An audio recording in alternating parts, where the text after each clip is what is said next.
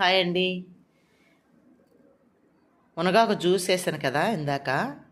చూడండి, మజ్జిగ, ఇదిగో మజ్జిగ, మునగాకు జ్యూస్, మునగాకు, అల్లం, నిమ్మరసం. ఓకే, ఆ జ్యూస్ని చక్కగా ఇదిగో బాటిల్ చూసారా ఎంత ఉందో.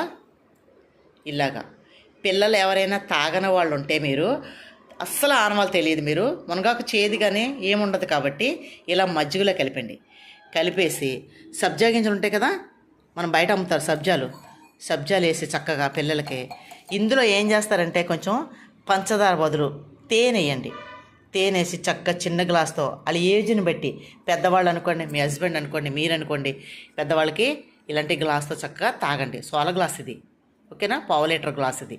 ఈ గ్లాస్ నిండా వేసుకొని ఆ మజ్జికి ఆ మునగాకు జ్యూసు, ఇందులో అల్లం ఉంది, నిమ్మకాయ ఉంది, తర్వాత మునగాకు జ్యూసు, మజ్జిగ, సబ్జా గింజలు కలుపుకొని ఇదిగోండి నేను ఈ డబ్బా తయారు చేసుకుంటాను. రోజు మా బాబు నేను తాగుతాం, తెలుసా.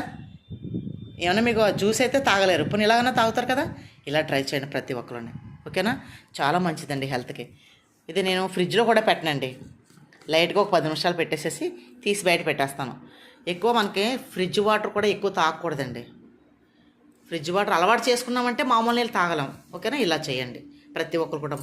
మజ్జిగ, మునగాకు జ్యూస్, ఓకేనండి. ఛానల్ ఫాలో అవ్వండి. కొత్త వాళ్ళు ఎవరైనా ఉంటే సబ్స్క్రైబ్ చేసుకోండి.